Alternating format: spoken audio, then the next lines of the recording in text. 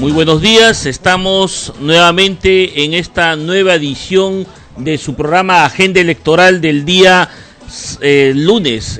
Tenemos un invitado, a Juan Navarro Pando, quien nos acompaña. Él va con el número 7 por Acción Popular. Bien, el día de hoy pues hemos tenido una sorpresa en horas de la madrugada, en el cual pues el Jurado Nacional Electoral diera ya pues por terminado y concluido el proceso de exclusión de los candidatos de Julio Guzmán y César Acuña. Ellos han ya presentado su recurso extraordinario y ha sido desestimado. En el primer caso ha sido por mayoría y en el segundo caso de César Acuña ha sido por unanimidad. Y bueno, este panorama electoral ya está concluyendo pues con lo que respecta al proceso de Julio Guzmán y de César Acuña. Ahora lo que viene para adelante es pues preocuparnos más sobre las propuestas de gestión que cada uno de los candidatos a la presidencia y los candidatos al Congreso vayan a llevar pues para su gestión. Ya el tema mediático sobre los problemas internos de los partidos o las confrontaciones que pudieran haber habido tienen que pasar a un segundo plano para ya poder trabajar el proyecto que se va a ejecutar para el periodo 2016-2021. Bien, Juan, te damos la bienvenida a este programa Agenda Electoral, en el cual pues justamente vamos a tratar las propuestas que cada uno de los candidatos lleva pues al Congreso de la República. Tú vas con el número 7 por Acción Popular y definitivamente Alfredo Barrenechea en este momento está ocupando en las encuestas un tercer lugar que está despertando bastante expectativa en la población. ¿Cuál es tu lectura con respecto a estos últimos acontecimientos de lo que está ocurriendo con Julio Guzmán y con César Acuña? Muy buenos días a todos los que escuchan y principalmente a la Federación de Periodistas por permitirme estar aquí en este espacio. Como bien señalas, esta situación se está tornando o clarificando cada vez más después de haberse estudiado por varios meses. El tema obviamente implica de una situación de dejar a dos candidatos. Lamentamos como Acción Popular la situación que se está presentando para estas dos agrupaciones políticas, porque para ser exacto, lo más idóneo sería que las elecciones sean propiamente los ciudadanos los que determinen quién o qué propuesta es la que consideran debe ser los próximos responsables de la administración del Estado. Pero las condiciones se han dado de esta manera, y al igual que en esta situación, Acción Popular es un partido de más de 56 años de vida política y entendemos y también respetamos las instituciones. Sin embargo, esto hace una reflexión, necesitamos analizar adecuadamente la ley electoral y determinar si los plazos con los cuales se están brindan o no al ciudadano la oportunidad de poder escuchar adecuadamente las propuestas de función. Muy bien, definitivamente ahí tenemos nosotros estos acontecimientos pues que están enturbiando un poco este proceso. El señor Julio Guzmán ha manifestado a través de sus voceros que el proceso está deslegitimizado y que el próximo presidente de la República que sea elegido pues no tendría la legitimidad popular y la legitimidad legal que tendría que darse en un proceso normal, en un proceso regular, ¿no? Entendemos obviamente esa posición, pero para ser exacto, o sea, llegar a un extremo de señalar que las elecciones están deslegitimadas, pues creo que nos considera en lo personal que es ya un exceso. Un proceso no se deslegitima porque el procedimiento por parte de una institución hace el cumplimiento de sus funciones. Se deslegitima cuando hay condiciones que, ajenas al proceso, señalan una perturbación del mismo. Esas condiciones no se advierten propiamente en este presente proceso. Lo que se está advirtiendo es que hay un marco normativo que en su aplicación está generando las condiciones de observaciones en plazos demasiado cortos a la fecha final del proceso. Para ser exacto, si esto hubiese ocurrido en un proceso de análisis administrativo en el mes de diciembre, hubiésemos tenido 3 meses de proceso de ideas y de posiciones y planteamientos para que la población pueda elegir. Aquí hay un tema de aplicación de la ley propiamente, y eso es lo que creemos que debe ser revisado. Así es. Nos encontramos también acá en el set de la radio a Miguel Yamaciro, que va, Rafael Yamaciro, con el número 6 por Alianza Popular. Él es, creo que por el número, tú vienes del grupo del PPC. Del PPC, efectivamente, el secretario general del PPC, estoy con el número 6. Así es. Bien, te damos la bienvenida, Rafael, a esta, tu casa, la radio de la Federación de Periodistas del Perú, que se transmite pues desde la sede de esta institución gremial que representa a los hombres de prensa. Definitivamente acá hay una serie de circunstancias en los cuales pues este proceso que hemos visto y que ya esperemos con esta resolución termine, se concluya ya, porque faltan escasamente menos de un mes para las elecciones, para el que los ciudadanos depositen su voto en las ánforas. El candidato Julio Guzmán hasta el momento se resiste todavía. Él manifiesta que va a recurrir a instancias superiores, a las instancias judiciales a nivel nacional, y también a otras instancias supranacionales. Está pretendiendo también que los veedores de la OEA manifiesten y den algún parecer sobre este procedimiento. Según lo que ellos manifiestan, el día de ayer han tenido una reunión con estos representantes, y a ellos dice que les han manifestado que este proceso es completamente irregular. Ellos hasta el momento oficialmente no se han expresado en ese sentido, ¿no? Miren, en primer lugar yo quiero expresar una enorme preocupación como demócrata, formado en un partido con más de 50 años de historia, y que en realidad ha luchado por restablecer la democracia en el país.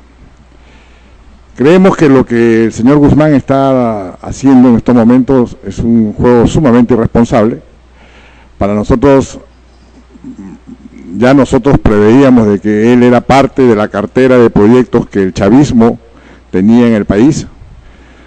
Estos proyectos que en cierta forma buscan someter los intereses peruanos a los intereses venezolanos, y que de una u otra forma a través de este gobierno han estado implementando políticas públicas que básicamente nos sometían como país, ¿no? El caso de Petroperú, invirtiendo en la refinería de Talara, el caso del poco mantenimiento en el oleoducto norperuano, y en el caso prácticamente de este boicot que se está realizando a la producción petrolera peruana. Entonces nos están haciendo dependientes del petróleo venezolano.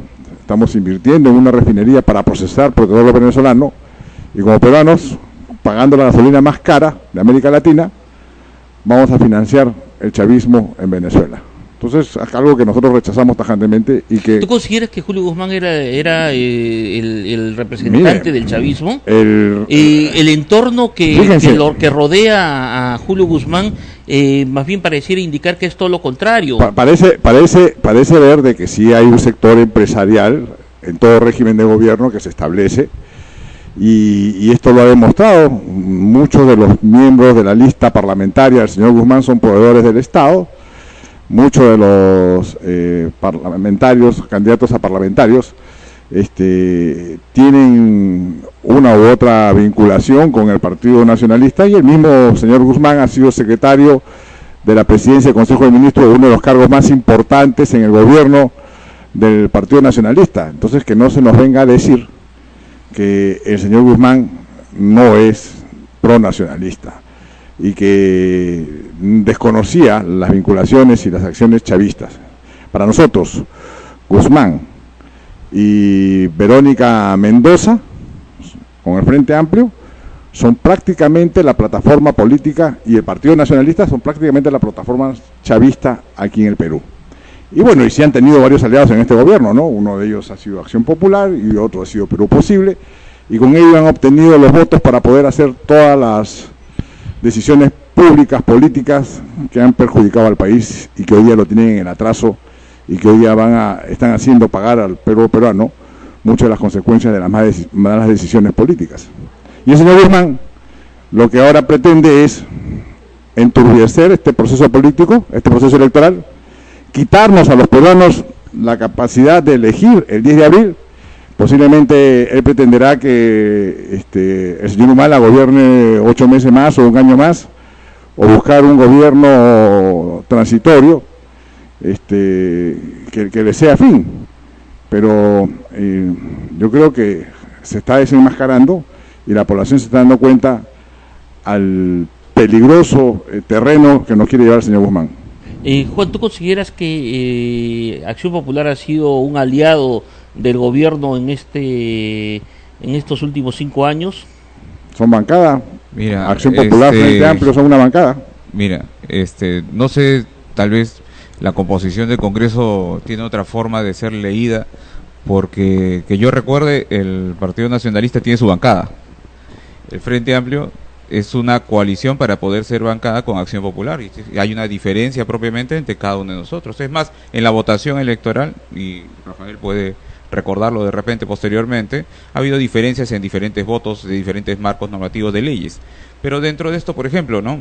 Yo te preguntaría, ¿acaso Acción Popular con tres o 4 o 5 militantes dentro del Congreso votó a favor de la ley Pulpí? Nosotros no funcionamos con la ley Pulpí, y ese fue uno de los grandes proyectos que hizo este gobierno, y que particularmente, hasta donde yo recuerdo, y Rafael, déjame decir, tu organización política apoyó esa posición. Entonces, ¿de qué estamos hablando? ¿De quién es aliado de quién? ¿De acuerdo a los intereses? Acá los intereses principales son los de la población, y lo que la población quiere es un cambio de modelo, un modelo propiamente, y Acción Popular no está viniendo en tema de administración de gobierno desde hace más de 25 años. Y nosotros no tenemos, por ejemplo, exministros últimamente. En los últimos 20 años no tenemos exministros propiamente dentro del contexto del partido. Es más, algún momento alguien me va a decir seguramente, Rafael, oye, pero si tú tuviste militantes dentro del gobierno de Toledo que fueron ministros. El partido en ese momento pidió que se excluyeran, y los que no querían excluirse tenían que renunciar o pedir licencia del partido. Y así fue lo que ocurrió. En estos momentos no ocurre lo mismo en otras organizaciones políticas. Hay que tener un poco más de recuerdo en relación a la política que ha pasado en el país, porque el pueblo no tiene memoria frágil. Bueno, es algo paradójico, ¿no? Hoy día en esta mesa de debate se encuentran 2 ex aliados de la década del 80, de comienzo del 80, ¿no? Del 80 al 85, en el segundo gobierno de Fernando Belaúnde Terry, justamente, pues, el PPC fue uno de los principales aliados. Ahí sí hubo una alianza formal en el gobierno, y es más, compartieron inclusive los ministerios, y uno de los opositores a ese gobierno era justamente el Partido Aprista Peruano, y del cual ahora es aliado del PPC. Bueno, en esta carrera política, pues las fichas se mueven de acuerdo a las circunstancias. Los que antes fueron aliados pueden ser después contrincantes, y los que fueron contrincantes pueden pasar a ser aliados, como lo que estamos viendo en la actualidad. Vayamos ya definitivamente a lo que es ya puntualmente cuáles son las propuestas que cada uno de ustedes como candidatos están llevando al Congreso de la República para lo que es la gestión de las leyes que se van a manejar justamente en este periodo. Rafael va con el número 6 por Alianza Popular, y Juan con el número 7 por Acción Popular, y los dos llevan las iniciales de AP. Así que, pero de diferentes posiciones, ¿no? En la cual, Rafael, pues, ¿nos podrías ampliar un poco tu planteamiento para esta gestión? Miren, yo creo que mi propuesta fundamental como agenda legislativa es básicamente tratar un tema altamente sensible para la población. Creo que el promedio de los ciudadanos gasta 2 horas de su vida en movilizarse de un lugar de su trabajo, de su hogar a su trabajo y del trabajo a su hogar. Y esto nos parece a nosotros de que es sumamente excesivo, ya que a lo largo de su vida productiva de 18 hasta los 65 años de edad, invertiría prácticamente 2 años de su vida en una unidad de transporte. Por lo tanto, creemos que nosotros debemos restablecer esa calidad de transporte y permitir que esto se haga de manera puntual, económica, cómoda y seguro. Y esto lo vamos a lograr restableciendo el principio de autoridad. Hoy día el transporte es tierra de nadie. Hoy día ninguna de las unidades ni las empresas de transporte consideran que existe una autoridad alguna. A unos le hacen caso al Callao, otros le hacen caso al Lima, y así ocurre en diferentes provincias del Perú. O sea, esto no es un problema solamente de Lima, sino del país. Creemos que la autoridad de transporte público urbano debe ser una autoridad única, y con ello empezar a detallar ya el esquema normativo y la programación y la planificación y racionalización de rutas, ¿no? Esta racionalización de rutas tiene que responder a 2 criterios fundamentales. En primer lugar, que las empresas de transporte puedan realizar efectivamente un servicio que sea autosostenible, porque no podemos permitir también de que pasen los años y las empresas no puedan después renovar su flota ni darle calidad de vida a sus trabajadores. Y del otro punto de vista es de que tiene que ser económico y cómodo para el pasajero, de manera de que en ese equilibrio pueda establecerse una adecuada relación a través de la norma. Y el segundo punto, como consideramos fundamental, o sea, a través de la autoridad única, el establecer un régimen único de recaudación, ¿no? Un sistema único de recaudación. Y esto para que las empresas de transportes no se peleen a los pasajeros en las calles, sino que en una oficina todo lo recaudado por las diferentes empresas de transporte en función a los kilómetros recorridos y a los asientos ofrecidos, se hace una distribución de manera de que todas puedan llegar a mantener la sostenibilidad de su operación. Bueno, esperemos realmente pues que los proyectos que tú presentes sean pues proyectos que realmente puedan ayudar bastante, porque lo que prácticamente en este campo es una labor netamente de la municipalidad provincial de Lima, es de los gobiernos locales y de los gobiernos regionales en ese aspecto, sin dejar de lado que justamente es el Ejecutivo en cierta forma que tiene que regular la parte del transporte terrestre interprovincial, ¿no? Juan, brevemente solamente y luego ampliamos en el siguiente bloque las propuestas que estás planteando para tu gestión. Gracias, Ángel. Juan Navarro Opando busca ir al Congreso con la finalidad, al igual que Acción Popular y Alfredo Barnechea, de establecer que hay una necesidad de un nuevo pacto social. Este país, nuestro país, no tiene propiamente la protección hacia el ciudadano, que es la principal esencia para la cual existe un Estado. Dentro de eso estamos buscando y planteo un nuevo pacto social laboral, porque los derechos laborales en el Perú simplemente son enunciativos, no llegan al ciudadano y no se dan realmente con una verdadera cobertura. Madres trabajadoras gestantes, trabajadores independientes, periodistas que no tienen jubilación ni pensión, son situaciones que no pueden ser tolerables en un Estado de Derecho. Trabajadores ambulantes que no tienen derechos de protección a la seguridad y salud, o por ejemplo, simple y llanamente aquellos trabajadores de estiba terrestre o trabajadores de reciclaje, simplemente son perseguidos o limitados en su acceso al derecho. Las personas aquí no quieren perturbar a alguien, por ejemplo el trabajador comerciante, simple y llanamente una ordenanza los retira del puesto de trabajo, pero ¿cuál es la planificación que hace el Estado para que ese retiro sea sin tener una situación de pérdida del trabajo? Ese es uno de los puntos. El tema no pasa por limpiar una ciudad, pasa principalmente por darle al ciudadano lo que merece: trabajo, vivienda, educación de calidad, salud. Eso es lo que estamos buscando y eso es lo que reclama la población, por eso que estamos planteando un cambio para la igualdad, y eso es la propuesta de Alfredo Barnechea, y Juan Navarro en el Congreso promete con el número 7 lograr ello. Muy bien, vamos a un corte comercial y retornamos en este programa Agenda Electoral. Adelante, controles.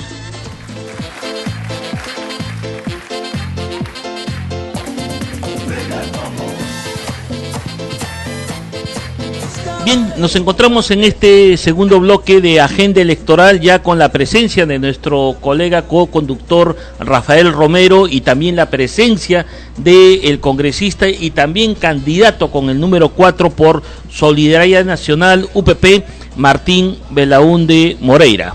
Bien, Rafael, hemos tenido pues en este primer bloque un pequeño análisis de los últimos acontecimientos que en horas de la madrugada resolviera el Jurado Nacional de Elecciones con respecto a las candidaturas de Julio Guzmán y de César Acuña, ¿no? En el caso de César Acuña ha sido un voto por unanimidad y con Julio Guzmán ha sido pues un voto partido, como ya anteriormente se ha estado dando, y ha sido desestimado por mayoría del Pleno del Jurado Nacional de Elecciones.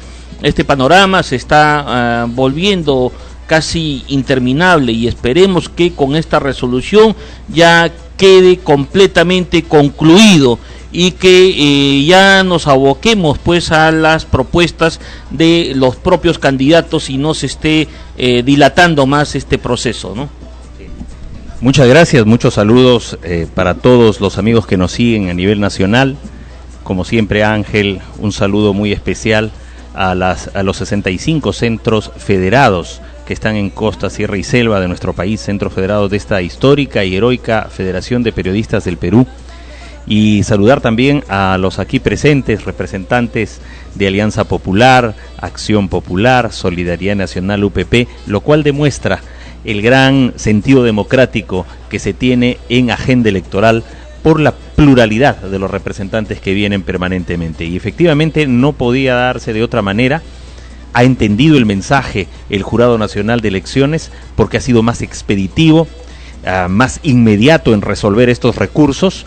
Sorprendió un poco lo que comentábamos la semana pasada porque César Acuña apareció aceptando la decisión del jurado, pero pasadas 48 horas su personero comenzó a presentar un recurso, aprovechando el fin de semana, y esto ha sido resuelto inmediatamente. Porque parecía que él iba a tener un sentido más maduro de las cosas. Sin embargo, César Acuña nos dio otras sorpresas. Es el hombre de las sorpresas ahora en la política peruana. Y se sabe también que su ex esposa, Rosa Núñez, también está comprometida en plagios. Entonces, eso confirma la raza distinta.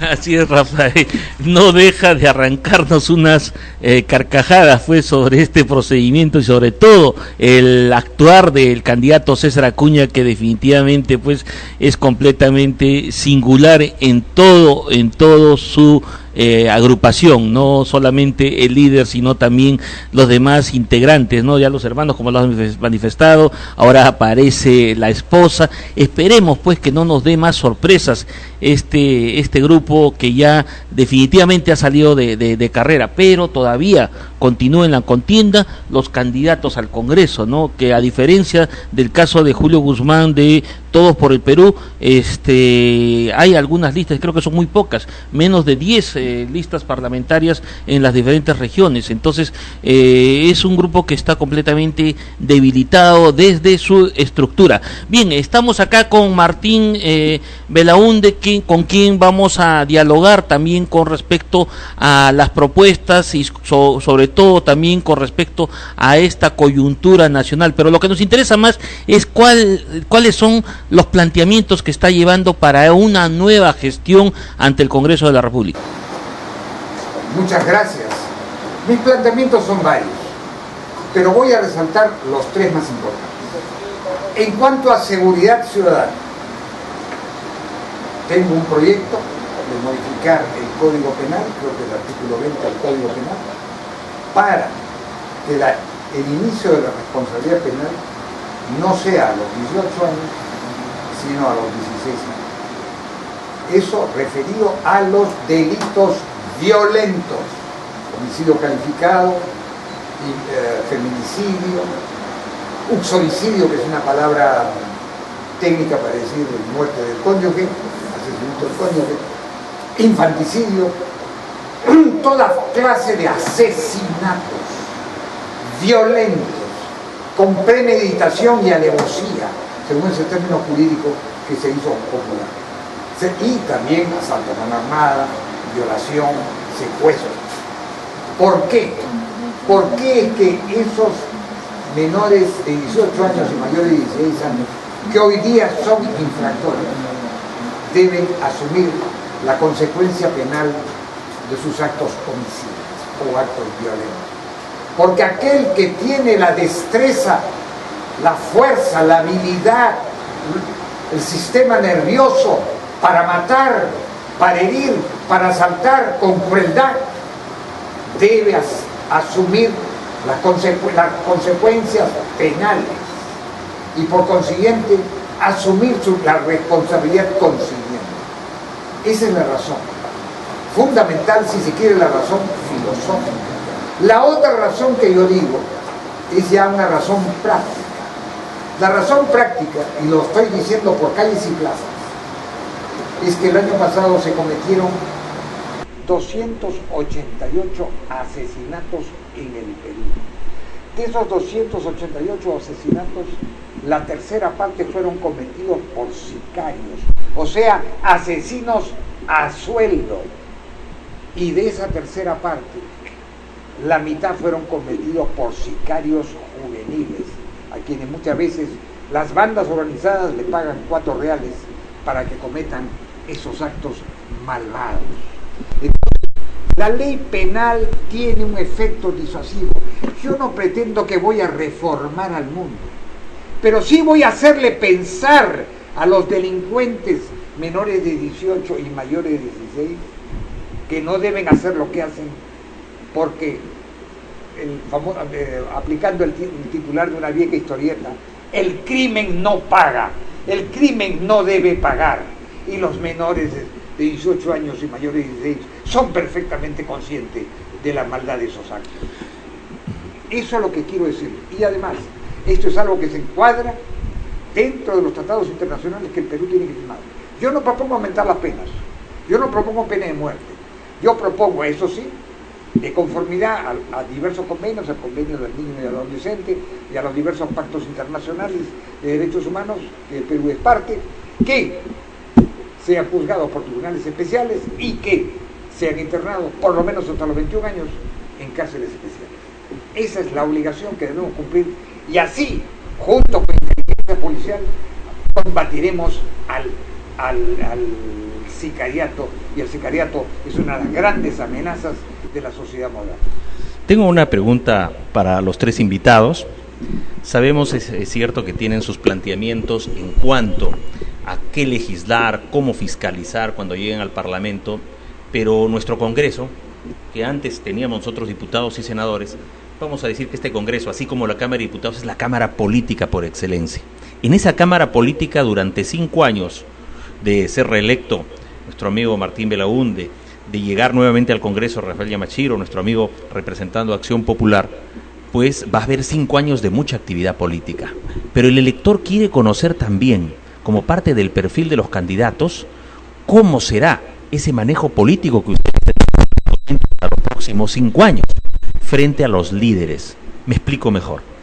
Hemos visto cómo Ollantaytamala y Nadine sorprenden al propio Daniel Abugataz, sorprenden a Ana Jara y otros dirigentes, y a su propio candidato,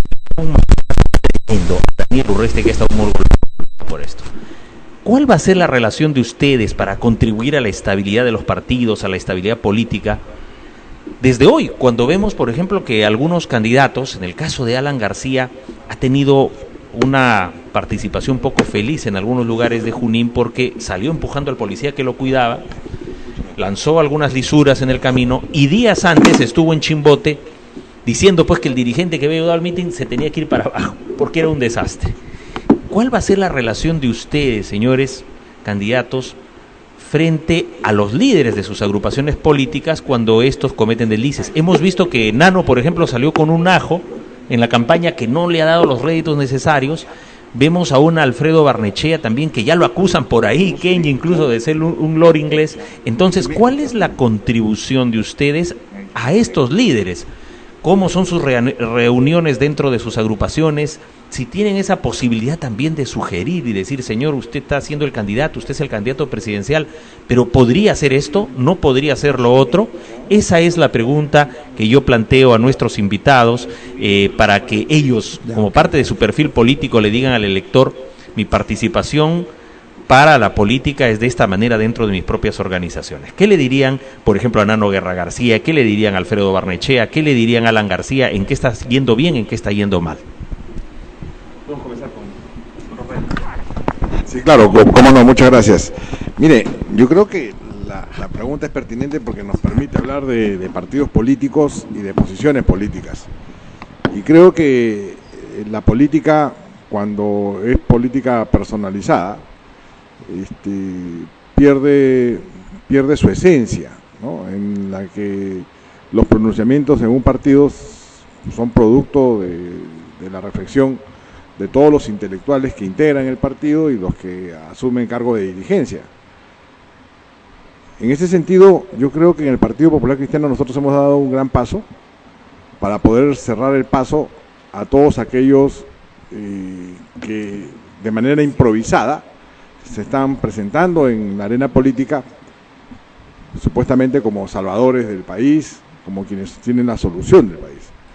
Nosotros hemos estado haciendo un esfuerzo importante, muestra de ello es que hemos venido conversando, por ejemplo, con Lucho Castañeda de Solidaridad, con Pepe Vega, porque también esa era una alternativa, y quisimos que la alternativa fuese más amplia y que participe también en el Partido Aprista. Y esto porque el Partido Aprista tiene 90 años de historia, tiene una estructura, tiene una organización, y que es importante para darle, para hacer un frente contra la improvisación, esa estabilidad institucional.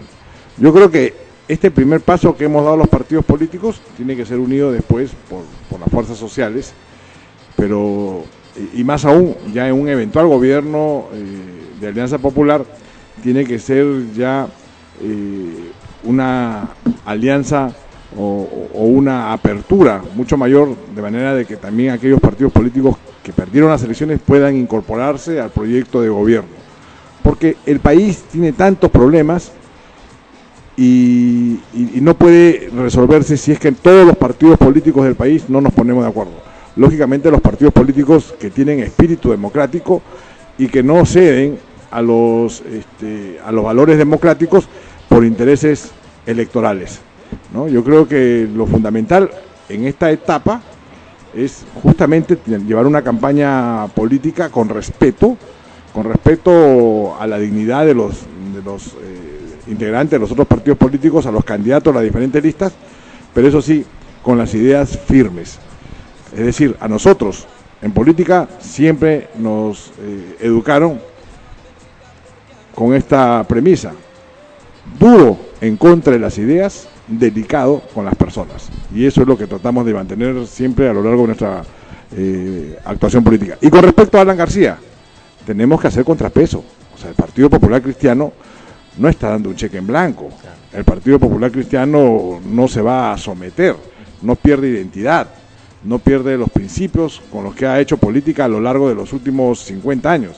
El Partido Popular Cristiano le dirá al señor Alan García cuándo corregir y le dirá también cuáles son los cambios que necesita el país si es que no los está haciendo, no los está considerando dentro de las prioridades de las que nos hemos puesto de acuerdo.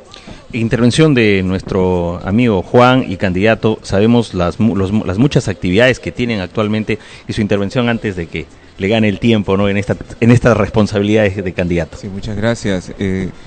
Mira, en Acción Popular, y creo que la mayoría de los que me acompañan aquí, y espero, también confío que los radioescuchas de igual forma, recordarán el comportamiento que el arquitecto Fernando Belaúnde Terry, como líder y fundador del partido, mantuvo.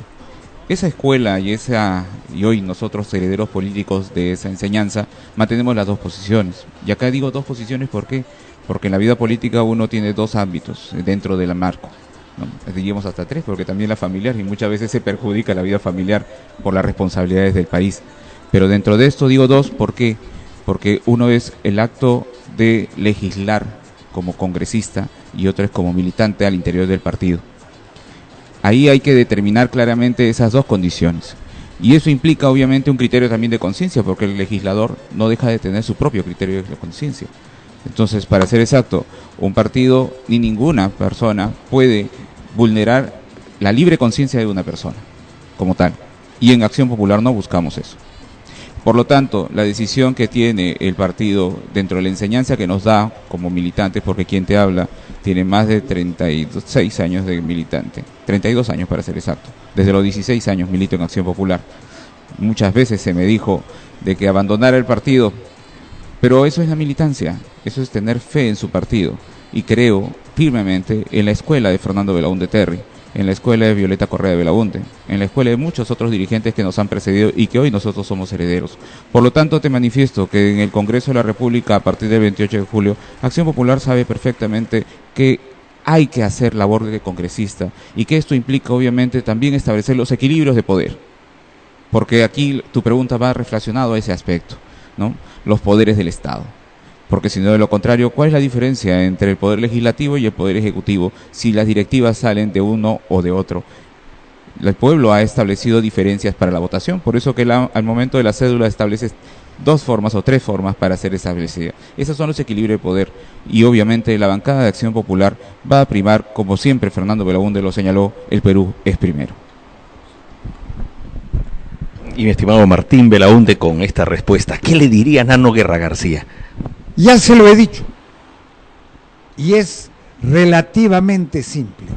Yo le he dicho a Nano, si tienes el honor de ser elegido presidente de la República, ¿qué vas a hacer en los primeros 100 días de tu mandato?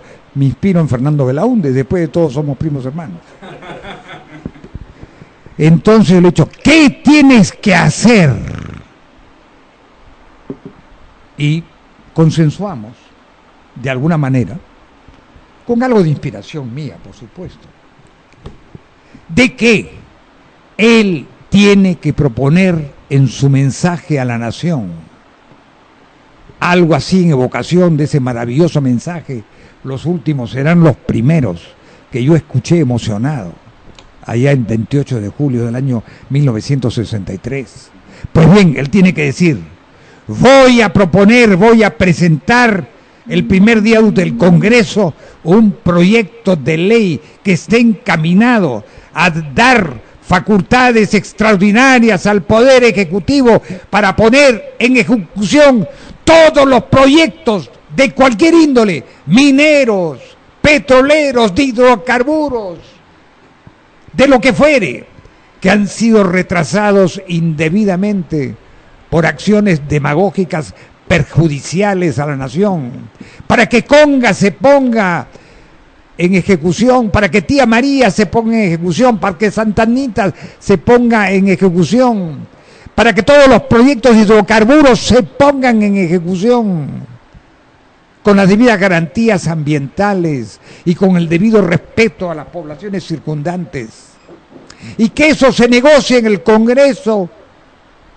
al primer día útil de su instalación, porque la idea, amigos de la Federación Peruana de Periodistas, es sacar al Perú del marasmo en el que se encuentra y ponerlo nuevamente en movimiento, inspirándome, por cierto, en ese viejo lema que quizás recuerde mi amigo Juan Navarro: ¡acción!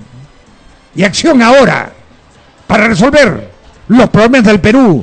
Y los problemas del Perú en estos momentos de turbulencia económica, financiera, internacional, son poner al Perú en acción.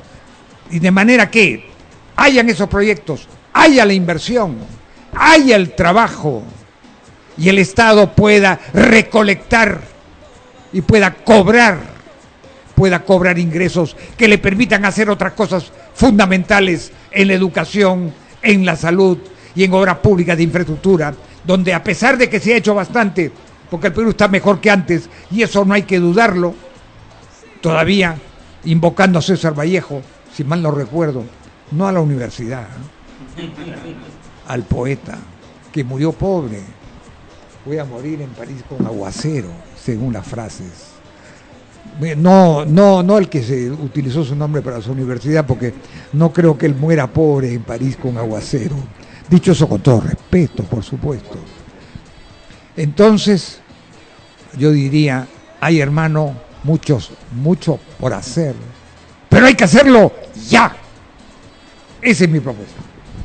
Bien, vamos a una pausa y retornamos en su programa Agenda Electoral. Adelante, controles.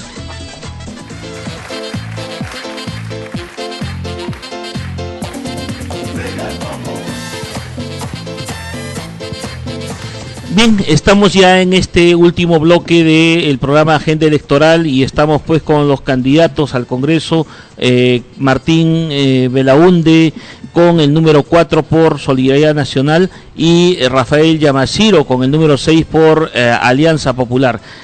Martín, una pregunta un poco con respecto a lo que está ocurriendo con la candidatura de Nano Guerra, que hasta el momento todavía no despega. Hemos visto pues una serie de acciones bastante valerosas, sobre todo por parte de Nano Guerra, de enfrentarse a protestar en la puerta del Palacio de Gobierno, en la puerta del jurado electoral, contra la candidatura de Julio Guzmán por la serie de irregularidades que esta candidatura presentaba, pero en ninguna de estas protestas hemos visto que los acompañen a alguno de los candidatos al Congreso o los líderes de su agrupación. Se le ha visto solo a Nano Guerra en esta batalla. ¿Qué está ocurriendo dentro de Solidaridad Nacional? No está ocurriendo nada. Esas han sido decisiones personales de Nano Guerra que yo respeto, ¿no? Yo he estado en contacto permanente con él y tengo determinadas ideas, y una de las ideas que tengo es precisamente lo que acabo de denunciar, no denunciar, enunciar, expresar, que no lo voy a repetir para no cansar a los oyentes de la Federación Peruana de Periodistas. Entonces, yo creo pues que Nano Guerra es un hombre íntegro, es un hombre valiente, lo que te he dicho es cierto. Pero tenemos que llevar a cabo una acción conjunta. Y vamos a llevar a cabo una acción conjunta. Y la lista de Solidaridad Nacional que encabeza el amigo Pepe Luna, que en fin ha distribuido su nombre por todas las calles y plazas de Lima y algunas del Perú, porque él es candidato a la primera vicepresidencia, y los demás integrantes, entre ellos yo el 4. Estamos, yo el 4 de Solidaridad Nacional, no se olviden. Marque los 2 soles de Solidaridad Nacional y escriba el número 4. Pues bien, nosotros lo que queremos y lo que tenemos para el pueblo peruano es una propuesta positiva de realizaciones concretas que nos permitan mejorar económicamente y que el pueblo peruano en los próximos 6 años pueda enfrentar las turbulencias y las incertidumbres financieras de este mundo globalizado en el cual nos movemos, y también el pueblo peruano pueda de manera consistente, gradual, así fuere lento, mejorar su nivel de vida, y el pueblo peruano pueda disminuir no solo la pobreza, sino la pobreza extrema. Ambas han disminuido en los últimos años, eso es un hecho innegable. Pero ¿qué tenemos que hacer? ¿Cómo vamos a disminuir la pobreza si no hay inversión? ¿Cómo va a haber inversión pública que se nutre de los ingresos, de los impuestos, de las regalías y en alguna medida prudente del endeudamiento interno y externo? ¿Cómo vamos a progresar si no hay inversión? Entonces tiene que haber inversión privada para que simultáneamente haya inversión pública. Y tiene que haber inversión privada y pública en infraestructura, porque el Perú tiene un déficit en infraestructura, en carreteras, en puertos, en aeropuertos, en canales, en electricidad, en oleoductos. Por ejemplo, yo me remito a lo que ha pasado con el oleoducto norperuano y el ramal norte del oleoducto norperuano. Es una inversión que se hizo entre los años 1974 y 1978. Comenzó a funcionar el año 1978, luego se construyó el ramal norte que entró en operaciones un poco después. Eso tiene 40 años, eso tiene que mantenerse. Y yo discutía con una candidata, discutía en el buen sentido de la palabra, me decía, bueno, que como el Zanjón tiene que mantenerse. Entonces yo le dije, por favor, no compares el Zanjón, magnífica obra de Bedoya sin duda alguna, pero no la compares pues con un oleoducto que tiene más de 1000 kilómetros de extensión y donde se tienen que ir, no se va a cambiar de la noche a la mañana, pero se tiene que hacer una labor incesante de mantenimiento. Pero ¿cuál es el problema con ese oleoducto? Ese oleoducto, después de los años picos de producción petrolera, viene trabajando en los últimos 10 a 15 años entre un 15 y un 25% de la capacidad. Entonces tenemos que hacer dos cosas.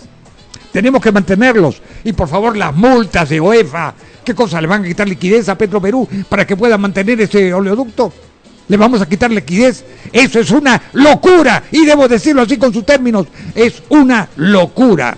Petroperú necesita liquidez, que no debe salir del precio de la gasolina que cobra indebidamente, porque nos está cobrando 3 soles de más por galón.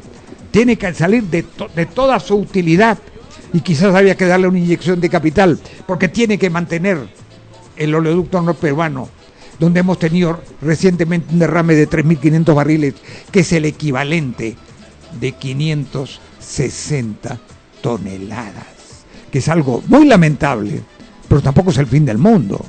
Entonces tiene que haber una medida, un mantenimiento preventivo, para lo cual se necesita liquidez, o sea, flujo de caja positivo, que si no lo tiene, no lo va a poder hacer. Esas son las cosas prácticas que yo recomiendo, y yo le digo al pueblo peruano que si no hacemos eso, no vamos a ninguna parte en la mejora del bienestar y en la mejora del nivel de vida de todos los peruanos. Tengo una pregunta para mi tocayo Rafael Yamashiro. Efectivamente ha hecho referencia al partido aprista con 90 años de vida, el PPC también con medio siglo de vida. Esta alianza no terminará seguramente el 10 de abril, no es solo una alianza electoral, porque ¿qué pasa de regresar Rafael Yamashiro al Congreso? Otros de sus correligionarios y apristas, va a haber una bancada aprista pepecista. Esto implica que más allá del 10 de abril va a darse relaciones entre el aprismo y el PPC. Pero el PPC sale de una cuestión interna también un poco difícil. Sabemos de la trayectoria de Rafael Yamashiro en el PPC, pero ¿cuál será su contribución para la institucionalidad del PPC post 10 de abril? Bueno, yo creo que lo más importante que exista en un partido es que haya un respeto, primero a las diferentes posiciones que puedan presentar cada uno, pero también un respeto a la decisión adoptada después de que se han deliberado muchas opciones, se toma una decisión, todos ya deben respetar la decisión. O sea, el respeto fundamental es a la decisión que se toma democráticamente. Esa decisión finalmente es la que debe prevalecer. Entonces, en el Congreso de la República se adoptan decisiones en todo momento, para cada tema, para cada acción, ya sea de carácter político o ya sea de carácter técnico, en la que se requiera una decisión política para ver cuál de las dos posiciones técnicas uno tiene que adoptar.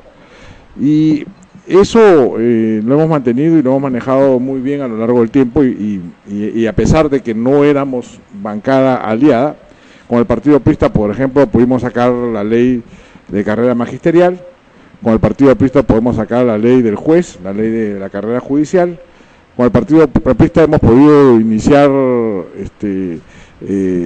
toda la apertura comercial que el país requirió durante el año 2006 al 2011, se firmó el Tratado de Libre Comercio con Estados Unidos, con Europa, con Asia, con Japón, y por lo tanto nosotros creemos de que cuando se tiene claro cuál es el interés principal, cuál es el interés del país, no importa las diferencias políticas, lo que importa es el bien común.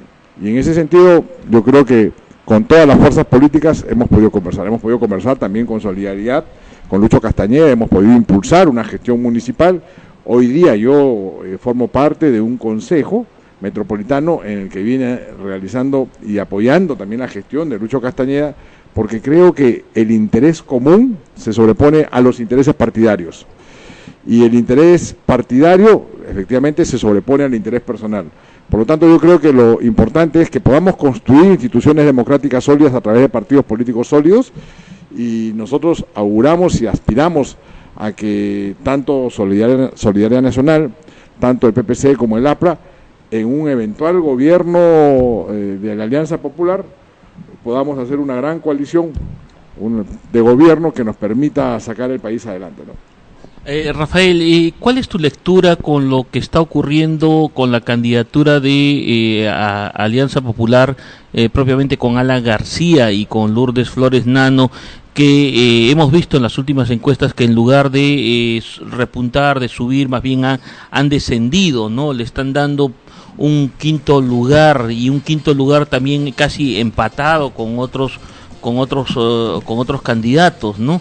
¿Qué está ocurriendo? ¿Va a haber una reformulación con respecto a la campaña? No, yo creo que vamos a mantener la disciplina en el mensaje. Creo que la población peruana tiene que llegar a entender de que la posición que se mantiene hoy día, tanto en las encuestas como también a través de los medios de comunicación, es producto de la mezquindad política, de un régimen que no pudo gobernar bien el país y que lo que trató de justificar esa falta de capacidad de gobierno es básicamente con escándalos de corrupción del gobierno anterior.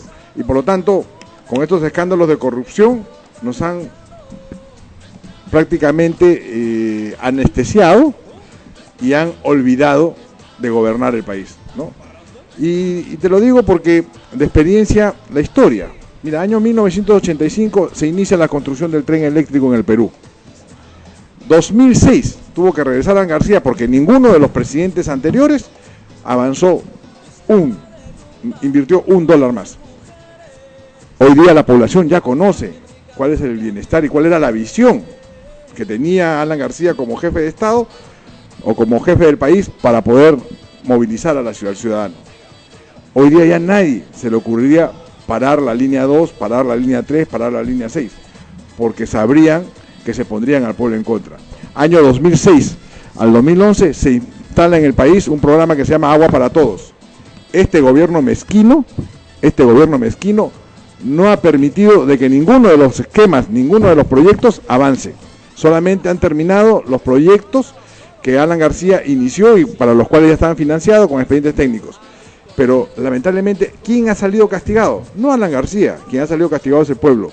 Y nosotros estamos plenamente convencidos de que ellos se van a dar cuenta, de que el pueblo se va a dar cuenta, de que no podemos tomar decisiones, sobre todo para quien gobierna el país, con mezquindad, sino que tenemos que buscar a un gobierno que tenga experiencia, que tenga capacidad de gobierno, para que desde el primer día del gobierno ponga y eche a andar este país que todos necesitamos para el servicio de todos los ciudadanos. Roberto nos informa, caramba, que ha llegado a las 12, el tiempo ha volado. Agradecerle a Rafael Yamashiro, va por Alianza Popular con el número 6, a Martín Belaúnde Moreira, va por Solidaridad Nacional UPP con el número 4, y Ángel, el tiempo nos ha ganado. Así es. Bueno, Rafael Yamashiro va por Alianza Popular con el número 6, ¿no? No por Acción Popular.